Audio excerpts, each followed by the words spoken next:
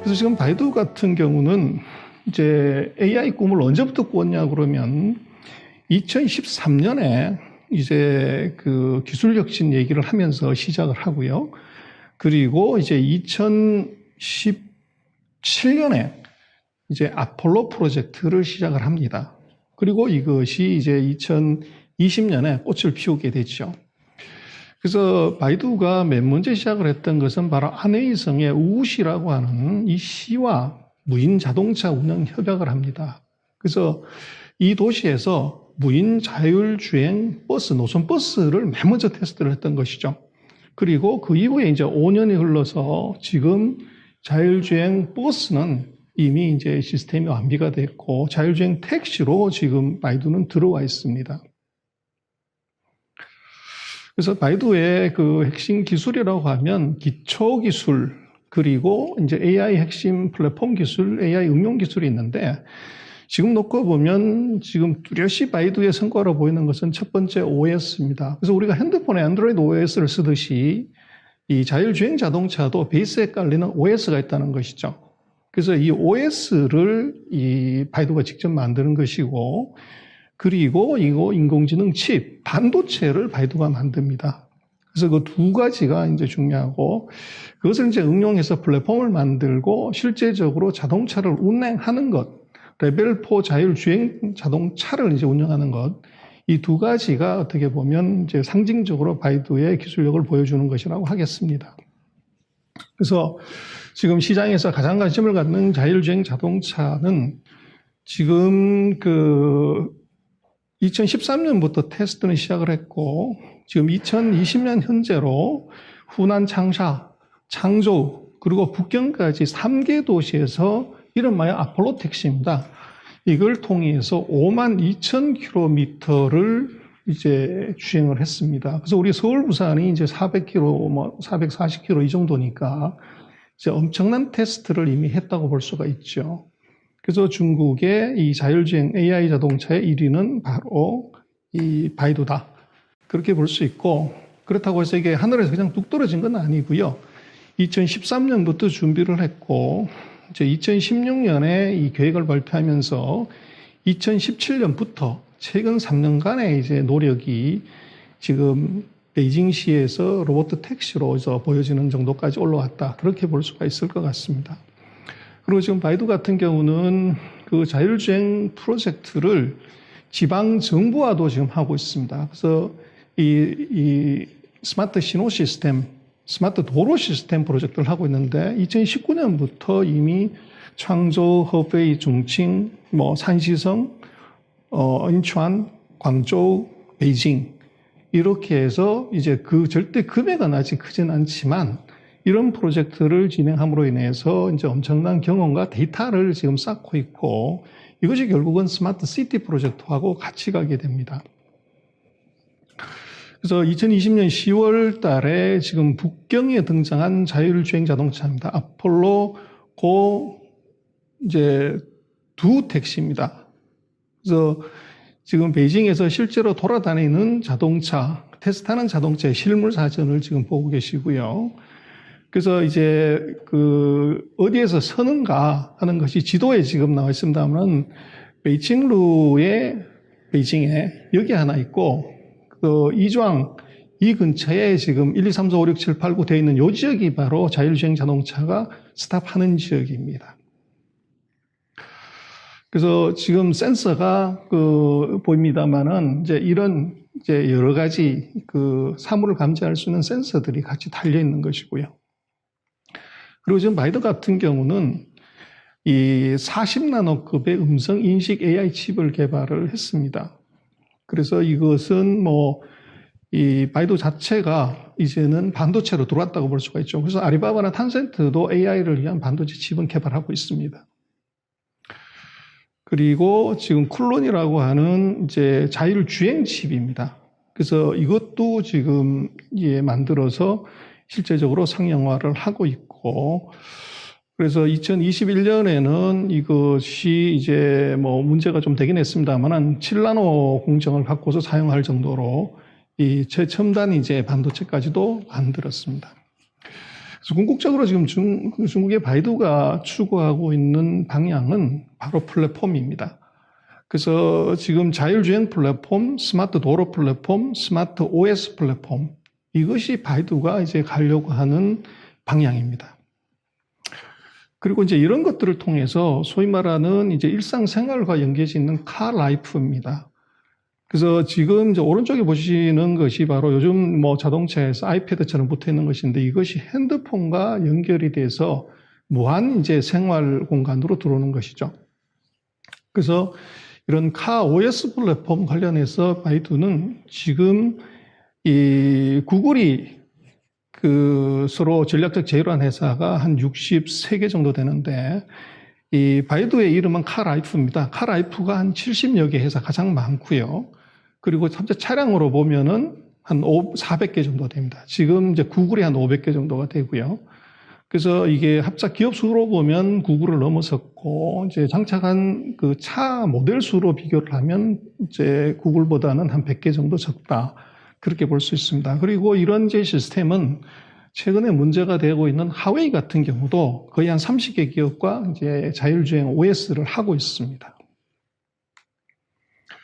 그리고 지금 바이두하고 같이 전략적 제휴를 하고 있는 카라이프, 이것은 이제 거의 한 70개 브랜드 400개 모델이 지금 들어있습니다. 아마 보시면은 포드, 뭐 현대, 비아디, 기아, 지리, 뭐 아우디, 뭐 하여간 유명한 차들은 지금 다 들어와 있는 거죠.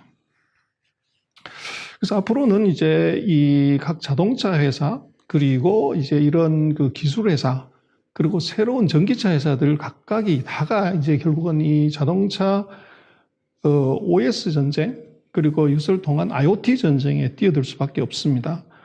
그래서 지금 뭐 중국 같은 경우에 이것이 거의 전쟁이다시피 한데, 지금 바이두 같은 경우는 한 70개 레벨에서 이것이 이제 400개 레벨까지 지금 올라오고 있고요. 그리고 궁극적으로 이제 바이두가 꿈꾸는 최상의 목표는 바로 카 OS입니다. 그래서 우리가 이 노트북에 OS, 윈도우가 없으면 아무것도 쓸 수 없고, 핸드폰에 안드로이드가 없으면 아무것도 쓸 수 없듯이, 자동차도 핸드폰처럼, 노트북처럼 이제 전자기기로 보는 것이죠. 그래서 거기에 들어 장착하는 OS, 이제 이걸 만드는 것입니다. 그래서 지금 바이두가 만든 자율주행 OS를 사용하고 있는 기업이 이미 10개가 됩니다. 2017년부터 시작을 해서 최근에는 이제 이치, 중국의 어떻게 보면 차 중에서 가장 고급 자동차라고 인식이 되어 있는 것이 바로 그 홍기인데요. 홍치인데 여기에 이제 장착을 하고 있고요. 그리고 그 토요타도 이제 이것을 장착하려고 지금 하고 있습니다. 그래서 지금 앞으로 바이두는 이 자율주행에서 뭘 하는가. 그래서 타켓은 세 가지입니다. 주행, 도로, 그리고 IoT. 뭐 자동차 같은 V2X라고 얘기하죠. Vehicle to 이제 뭐 네트워크 연결되는 거죠. 이 자율주행은 기본이고, 도로, 그리고 다른 이제 스마트 기기와 연결을 하는데, 그 솔루션은 지금 8가지를 지금 이미 하고 있습니다. 첫 번째가 무인 자동차고요. 소위 말하는 로보택시입니다. 두 번째가 무인 대중교통입니다. 그래서 중국은 버스를 먼저 상용화를 했기 때문에 지금 미니 버스들이 이것이 자율주행을 합니다. 그리고 이 산업에 응용하는 저속 소형 이제 자율차입니다. 나중에 잠깐 실제를 보시겠습니다. 그 다음에 자율 파킹, 오토 발렛 파킹하는 시스템, 그리고 스마트 교통신호 시스템, 스마트 도로 시스템이 있습니다. 그리고 자동차 OS, 그리고 자동차 사물과 인터넷, 이 8가지가 지금 바이두가 진행하고 있는 자율주행 시스템이라고 볼 수 있습니다. 그래서 뭐 잠깐 보셨던 바이두 로봇 택시를 보면은 결국은 이제 센서가 답인데요. 실제 운영되고 있는 것을 보시면 2015년에 이제 북경에서 그 BMW를 갖고서 이제 테스트를 했었고, 2016년에는 지리 자동차를 갖고서 했었고, 2018년에는 이제 링컨 갖고 했고요. 지금 2019년 8월에는 이제 중국차인 홍치 그 전기차를 가지고서 이미 테스트를 했습니다. 그리고 지금 이제 본격적으로 상용을 한 것이 바로 2019년 9월에 그 후난 창샤에서 45대의 그 로봇 택시를 갖고서 이제 영업을 했고요. 2020년 4월에 이제 후난 창샤시 같은 경우는 이 로봇한테 택시 라이선스를 줬습니다. 그리고 그 허베이성에 있는 창조에서 30대를 갖고서 이제 로봇 택시를 이제 시작을 했고요. 대신 당분간은 여기는 이 로봇 택시는 공짜입니다. 그리고 금년 10월 달에 40대의 그 자율주행 택시를 추가적으로 더 이제 지금 갖고 들어왔습니다. 그래서 보시면은 그 오른쪽에 보면 그 핸드폰으로 이 차를 부르고 차가 가는 것들이 이제 루트가 다 나오는 거죠. 그래서 이제 로봇 택시 갖고 돈을 얼마를 버냐 이게 중요한데 그 중신연구소가 추정을 한 걸 놓고 보면 이것이 이제 뭐 앞으로 지금 같은 경우는 뭐 아직 초기 단계이기 때문에 그러는데 이것은 뭐 기계니까 쉬지도 않고 지치지도 않기 때문에 이게 한번 탈 때마다 한 25위안 정도를 받고 하루에 한 25회 정도 이런 정도를 하게 되면 대략 한 5만 7천 위안 정도의 돈을 번다. 뭐 이제 이런 식의 계산을 하고 있습니다. 그래서 어쨌거나 하여간 지금 바이두는 이제 한 115개 로봇 택시를 지금 운영을 하고 있고 대신 지금은 공짜입니다. 돈을 받지 않는 거죠. 테스트를 해보기 때문에. 그리고 두 번째가 이제 자율주행 버스입니다. 지금 중국의 30개 지역에서 버스를 운행하고 있고 총 운행 거리는 아까 자동차가 5만 2천인데 지금 8만 5천 킬로미터를 운행을 했습니다. 보시면 이제 애기들 그 유치원 갔다 오는 차도 이게 자율주행 버스입니다. 작은 버스인데 아발론이라고. 그리고 이제 오른쪽에 보이는 그 코끼리 코처럼 생긴 이제 뭐가 툭 튀어나오는 거 이것이 중국의 대형 버스입니다. 그리고 2018년에 지금 우리 같으면 뭐 그 뭐라고 그럴까요? 봉고차? 이런 것들도 지금 자율주행을 하는 버스가 등장했고요. 그리고 재미난 것은 이제 저속 미니 자율주행차입니다. 그래서 이게 청소를 한다거나 뭐 요런 이제 그 환경을 관리하는 차, 요런 차들이 이제 대거 2017년부터 지금 들어와 있고 지금은 거의 상용화되어 있는 단계입니다. 그리고 이제 산업에서 응용하는 시스템인데요. 그 맨 왼쪽 그림이 바로 청소하는 자율주행 자동차입니다. 우리 같으면 이제 도로 청소하는 자동차죠. 그래서 이것은 루틴이 일정하기 때문에 쉽게 이걸 쓸 수가 있습니다. 그리고 이제 공원 같은 것들 순찰하거나 또 그 농사를 짓는데 여기도 이게 사용이 되고 물류 배송하는 데도 이것을 쓸 수가 있습니다. 그리고 발리 파킹하는 시스템인데 이것도 지금 바이두는 9개 회사와 같이 합작을 해서 이제 이 자율 발리 파킹을 하는 거죠. 그럼 호텔에 지금 파킹해 주는 사람들이 다 이제 굶어 죽는 현상이 생길 수도 있습니다. 그리고 이제 교통 신호, 이 빅데이터를 쌓아서 이걸 갖고 트래픽 신호 시스템도 지금 이제 지방시나 성정부와 같이 하고 있고요. 그리고 이제 바이두가 궁극적으로 가장 어떻게 보면 큰 사고를 보고 있는 것이 바로 스탠다드 표준을 장악하는 자동차 OS 플랫폼입니다. 그래서 이 아이패드 같은 이 패드가 붙어 있고 이걸 통해서 모든 것을 다 통제하는 것이죠. 그래서 지금 보시면 이제 지도도, 바이두 지도도 이제 아주 정치한 지도가 나오고 있고, 그리고 이제 여러 가지 그 앱 서비스, 차 안에서 이제 아이치, 우리 같은 뭐 넷플릭스 같은 것을 볼 수 있는 앱도 다 설치가 되고요. 그래서 지금 이제 이런 것들이 되려고 하면 기본적으로 이제 센서 카메라가 굉장히 중요한데, 그래서 미국에 지금 모빌아이라는 회사가 있고요. 그리고 중국 안에도 이 AI 칩을 만드는 회사가 있습니다. 그래서 창업반에 아마 지금은 이제 외국인이 투자가 안 되지만 앞으로는 허용이 될 것 같은데 그 컨트롤러 칩을 만드는 회사가 있습니다. 중커 추앙다라고 하는 회사. 이런 회사들 같은 경우들이 보면 뭐 최근 한 1년 사이에 한 $40에서 지금 $100까지 올라와 있죠. 그래서 중국의 AI하고 미래 신기술, 뭐 이것은 중국만 보는 것이 아니라 세계적으로 같이 놓고 보면 이것이 지금 뭐 전 세계적인 기술의 주기를 변화를 보면 5번째 기술 변화에서 지금 이제 6번째 기술 변화로 올라오고 있고, 여기에 지금 IoT가 들어오는데 중국이 이제 미국에 버금가는 속도로 빨리 가고 있다는 것입니다. 그래서 중국의 지금 산업의 변화 중에서 가장 눈여겨봐야 될 것이 바로 AI다. 그래서 그 사이에 뭐 1차 이후에 지금 5차까지 그 중요한 기술의 이전이, 국제적 산업 이전이 결국은 국가의 패권의 이전과 같이 간다는 것이죠. 그래서 뭐 기술 진보가 어떤 의미를 갖냐고 그랬지만, 결국은 1970년대 이후에 컴퓨터가 등장하고 난 이후에 세상의 변화는 뭐 상상할 수 없을 정도로 커졌고요. 근데 지금 이 컴퓨터가 아니라 그 AI, 로봇가 등장하는 이 시대에 이것은 연결의 대수가 이것이 이제 상상을 초월하는 정도로 가게 됩니다. 그게 바로 IoT가 되죠.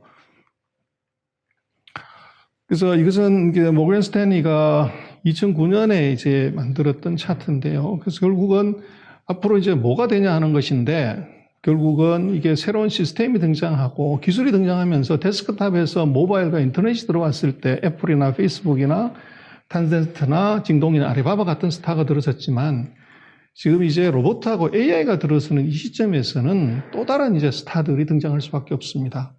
그래서 이것이 이제 누구일지는 아직 얼리 스테이지이기 때문에 모르겠지만, 지금 분명한 것은 이 선두주자에 대한 메릿은 항상 이제 존재하는 것이죠.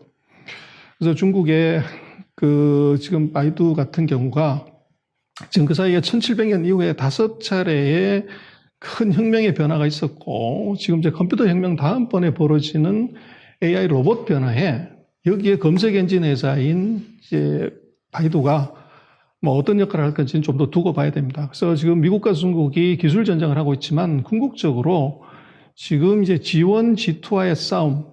그래서 과거에는 제조업으로 했었지만 이제는 이것이 이게 IoT, AI에서 이제 결판이 날 가능성이 높고, 그래서 미중의 전쟁은 결국은 다시 놓고 보면 빅데이터 싸움, 그리고 AI의 전쟁이 될 가능성이 높습니다. 그래서 미국이 최근에 보면 그 위챗이나 틱톡 같은 15조짜리 숏비디오 회사들을 국가 안보를 이유로 이 중지를 시키고 매각을 시키는데 온 힘을 쏟죠.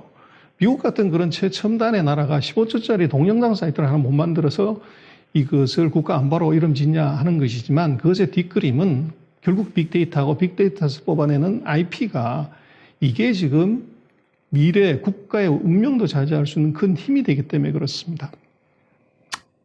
그래서 미중의 전쟁 어떻게 될지는 더 두고 봐야 되겠지만, 이제는 이 AI에서 국가의 파워까지도 결정이 될 수 있다. 그런 관점에서 놓고 보면 바이두의 아폴로, 그래서 더 이상 검색 엔진 바이두는 잊어버리고 이미 류에농이 선언을 했지만, 인터넷적 사고로 접근하는 것이 아니라 AI적인 사고로 접근하는 시대가 왔다. 이제는 바이두는 이것이 중국의 대표적인 AI 기업으로, 소위 말하는 달에 올라가는 프로젝트인 아폴로 같은 그런 느낌의 아폴로 기업이라고 불러달라고 해도 결코 손색이 없는 기업인 것 같습니다. 예, 최근 미국의 증시가 여러 가지 변화가 있습니다만, 그 중에서도 중국 기업들의 이 변화폭이 컸지만, 오늘은 중국의 바이두 그리고 AI 기업들, 이거 특히 자동차 AI가 어느 정도 수준에 와 있고 어떤 변화가 있는지를 한번 살펴봤습니다. 더 정확한 중국 경제와 금융 이야기, 지금까지 CEC였습니다. 시청해 주셔서 감사합니다.